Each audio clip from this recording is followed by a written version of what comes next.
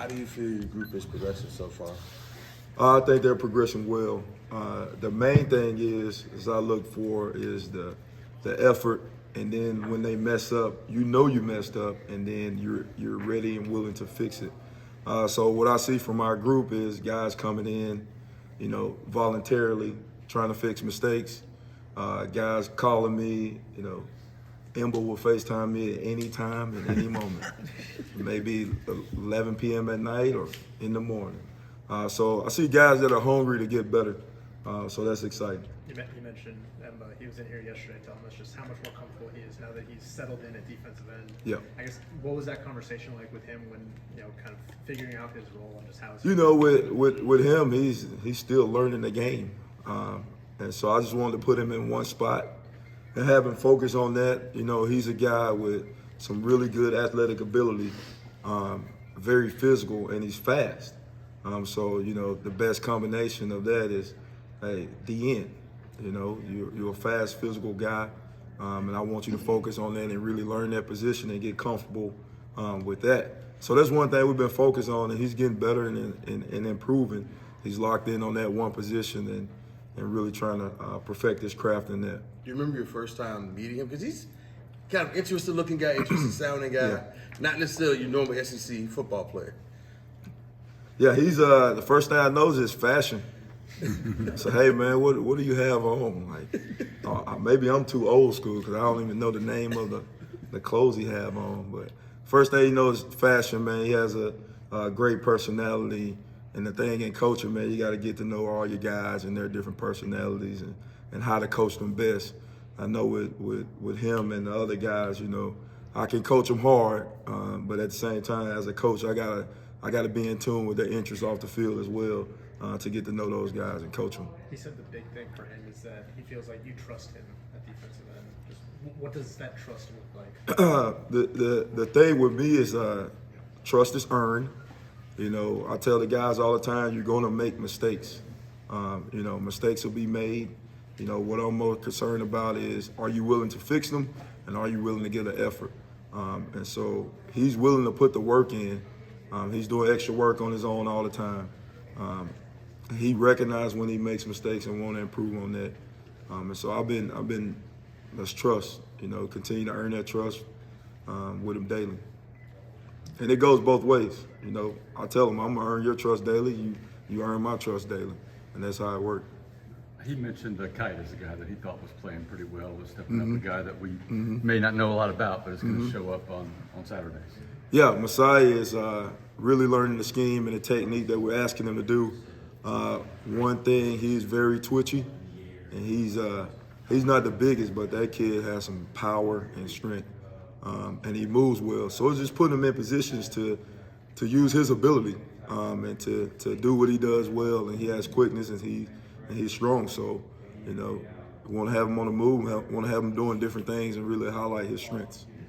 Coach, can you talk about the importance of building depth at your positions so guys will be fresh in the fourth quarter of games? Man, we're in the SEC, and the one thing, I learned coaching in the NFL, the NFL is a long season, and you got to have depth. Well, the next step down from the NFL is the SEC.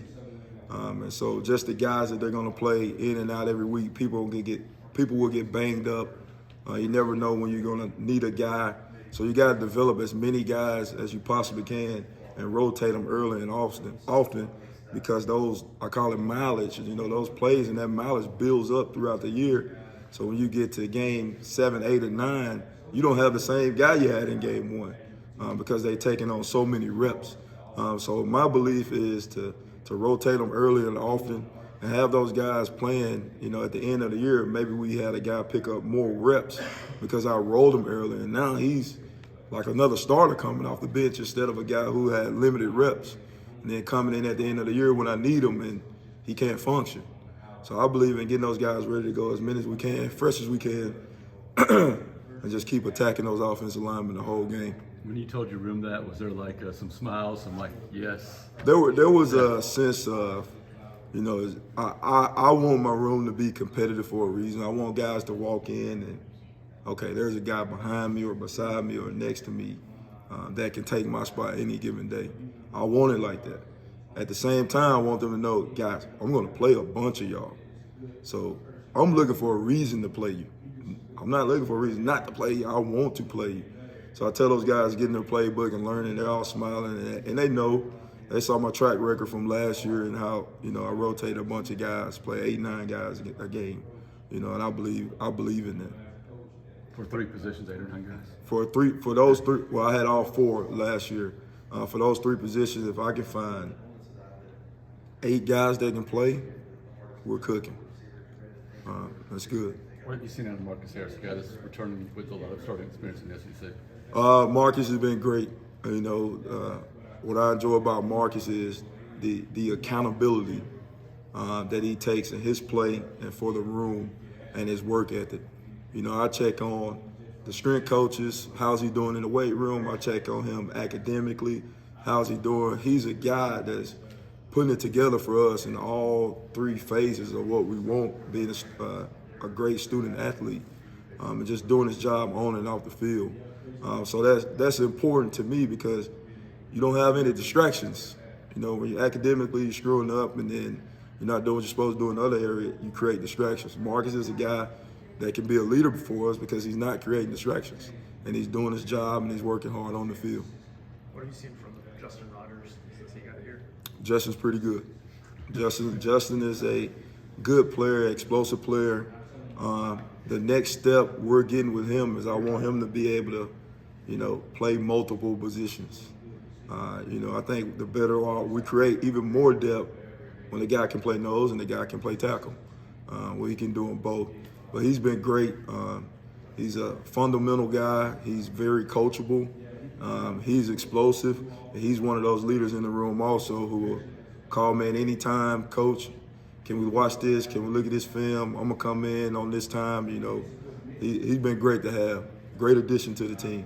How big is it when you can add a player like that with that kind of SEC experience? Oh, it's huge with that experience because he's not shocked about what he's going to see on Saturday. He knows what it's going to look like. He knows how it's going to feel. He knows what it takes to win games and to play, these teams that we're trying to beat. He knows what that feels like. So it's awesome. Sorry, kind of, I guess, zooming out on that, you bring in 3 guys this offseason with Power 5 experience to that defensive line. Just how have you seen their experience maybe kind of manifest early, and just, how important is that going to be in the fall? Their experience is important. They've seen certain blocks several times, already throughout their career. And when you bring in guys with, 1 year left and a ton of experience, well, this 1 year means a lot to them. So there's always that extra effort that goes in for, hey, this is my last go around in college. So I think that brings a different drive, knowing that you got one opportunity left to make the best out of it. And those guys chose to be here with us for that 1 year. So I think that speaks to Auburn, the school. That speaks to what we're trying to build culturally with Coach Freeze and the rest of our staff. What have you noticed with Dylan Wade, the center? I've heard a lot of guys talking pretty highly about him. Really good feet, good hands. He's a good football player. You come to practice, you're gonna notice him. He's one of the guys that's very consistent. He's been a huge addition to us. As a D-line coach, man, I'm glad he's on our team. Coach, can you talk about your early graduate freshmen, Wilkie, Dodd, and Steven Johnson, how they're doing? Yeah, Wilkie and Steven, they're coming in. A freshman, they're learning. They're learning how to play blocks, learning how to take notes, learning how to balance the college life. But I think they're both going to do well here. It's just putting the time in and just figuring college out for them right now. Hey, I got class, I got tutoring, I got to make all these meals. I think the first couple of weeks they were spinning. Now I think they're getting used to the schedule of practice and going to class and tutoring and all of that. So it's huge to get guys in early to get acclimated. Now, once we get in the summer, you're doing it on a smaller scale, but then we're installing again. Now we're in fall camp. Now you're getting to install a 3rd time. So those guys will be ahead of the game. Are you getting any help with those guys from some of your older players who've been around a while? Yeah, our guys, the older players are taking them on his wing. I can think of one Jason, just being really good with the guys. Jason's good in the room with all the guys, just taking them through progressions and, walking through with them and meeting with guys extra. He's one that does that often with those younger guys. What have you seen with Colton Grenier as he's developing as a quarterback? I know it's different, but you go against him. Yeah. So going against him, I see him developing and figuring out the RPO game and what the coaches want to do with him and progressing, and then figuring out when to take off running when those options are not there. So I think the offensive coach is doing a good job of preparing all our quarterbacks. And EJ Sledge, what have you seen of him so far? Is he a guy that can help you out this fall? Yeah, Sledge is improving. He's improving. We were actually just talking about that a little bit earlier today with him, just how much gains he made since we've been here, and how much we're, I just told him, man, you want to play, you got to earn it. And I tell him, I'm looking for reasons to play you. Show up on tape, and I'll put you in. So that's the same for all the guys and him. But I have seen him progress and grow and get better in these few practice days. Anybody we haven't asked you about that you want to mention that's doing well for you? I think, you look at Jason Jones having a good spring for us. We talked about Justin, we talked about Marcus, we talked about Messiah and Imba, and all those guys are working hard, and that competition is good, to have those many guys in that room to just continue to sharpen each other. I guess Steven Johnson, yes. one of the freshmen that came in, he's learning. Fundamentally, he has some work to do, but he's learning the game and getting better. Oh, Lawrence Johnson, right? Lawrence Johnson. Yeah, So Lawrence coming in, another one-year guy. He's coming in. He'll be able to help us out. He'll be able to help us out. He's giving us some good reps in practice and constantly improving. It's just, with him just learning a new scheme like everybody else. Everybody's on the same page with the scheme. So he's learning a new scheme just like all the other guys. And so we're counting on him to be there for us in the fall to help that rotation. Would you mind walking us through who's at end, nose, and tackle, and who's maybe playing a couple of different positions? Yep. So at the end position, we have Marcus. He's played that position. And Marcus can also play tackles. So he's a guy that cross-trained for me with really good experience. Imba has been playing in as well. I'm only playing him at end so he can master that one. Justin has played nose and tackle. Jason has played mostly nose. And Lawrence has played nose and tackle. Messiah has played end and tackle. So we're really just trying to cross-train a bunch of guys so we can have different rotations depending on, who we're playing and what skill set is needed. If we need to go heavy, big three big guys with 12 personnel run game, we could do it. If it's a spread team, and we got quicker guys that we could roll in there and do as well. So that's why we cross-train those guys to create that depth also, but to be able to personnel it as well. Is Zacchaeus Walker playing inside? Yeah, Zacchaeus Walker is playing defensive tackle for us. So he'll play D tackle and nose. Both of those guys play both positions in our four now. And Tabichi, Coley? Yeah, so he's doing a good job for us. He's playing in.